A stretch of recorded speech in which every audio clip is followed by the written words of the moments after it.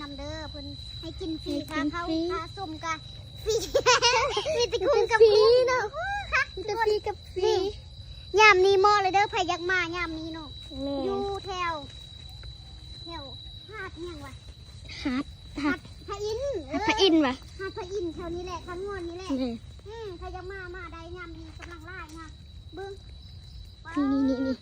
มีแต่พัวใหญ่ๆเบิ้งจะมากินให้เบิ้งเด้อโอ้แดงจังปังมาเที่ยวเฮ้ยดูสิเบิ้งแดงเฮงเลย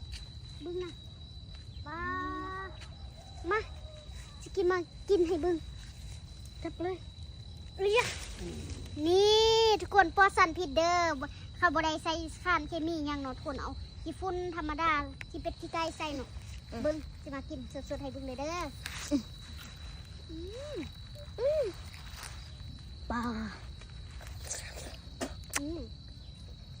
มึงก็ปิดกองไว้หวานคนแบบกินแบบนี้หวานค่ะต้นค่ะก่อนนี่นะ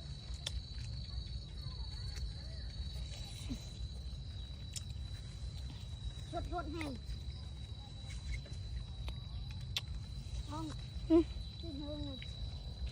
กินให้เบิ่งบ่